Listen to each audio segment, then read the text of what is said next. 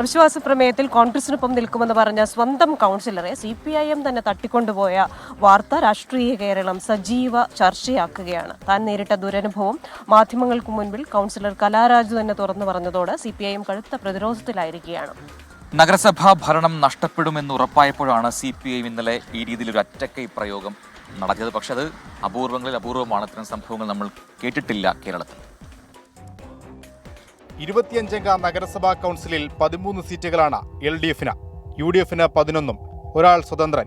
ചെയർപേഴ്സണും vice ചെയർമാനുമെതിരായ അവിശ്വാസ പ്രമേയത്തിൽ സ്വതന്ത്രൻ UDF-നൊപ്പം. CPM കൗൺസിലറായി ജയിച്ച കലാരാജുവും UDF-ന് പിന്തുണ പ്രഖ്യാപിച്ചു. ഇതോടെ കേവല ഭൂരിപക്ഷം നഷ്ടപ്പെടുമെന്ന് ഉറപ്പായ CPIM പ്രതിസന്ധിയിലായി.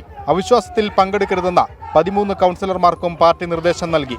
നിർദ്ദേശമനുസരിക്കാതെ രാവിലെ 10 മണിയോടെ കൗൺസിൽ യോഗത്തിൽ പങ്കെടുക്കാനെത്തിയ കലാരാജുവിനെ CPIM പ്രവർത്തകർ വളഞ്ഞു. തുടർന്ന് വലിച്ചിടിച്ച് വാഹനത്തിൽ കയറ്റി.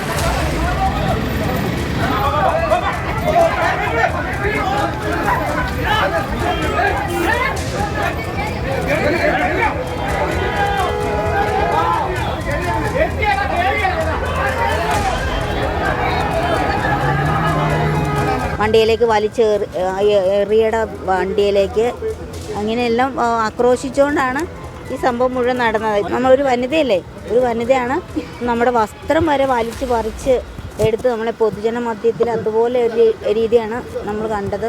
തൊട്ടുപിന്നാലെ LDF UDF പ്രവർത്തകർ ഏറ്റുമുട്ടി. ഇരുവിഭാഗത്തിലുള്ള ആളുകൾക്കും പരിക്കേറ്റു. കലാരാജുവിനെ കടത്തിക്കൊണ്ടുപോയത് നഗരസഭാ ചെയർപേഴ്സന്റെ ഔദ്യോഗിക വാഹനത്തിൽ. ഇതും വിവാദമായി. ഞങ്ങൾ വാർത്തയിലൂടെ കണ്ടത് അങ്ങനെയാണ്. ഉന്തിത്തള്ളി കുറച്ചു പേരെ മർദ്ദിച്ചു. അമ്മേനെ ഉന്തിത്തള്ളി ഒരു വൈറ്റ് ചെയർപേഴ്സന്റെ വാഹനത്തിലേക്ക് കയറ്റി കൊണ്ടുപോകുന്നതാണ് കണ്ടത്.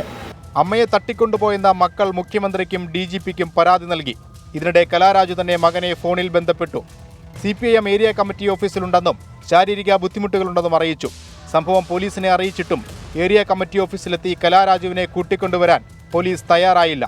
CPIM നേതാക്കൾ തന്നെ കലാരാജുവിനെ കൂത്താട്ടുകുളത്തെ പ്രാഥമികാരോഗ്യ കേന്ദ്രത്തിൽ പ്രവേശിപ്പിച്ചു.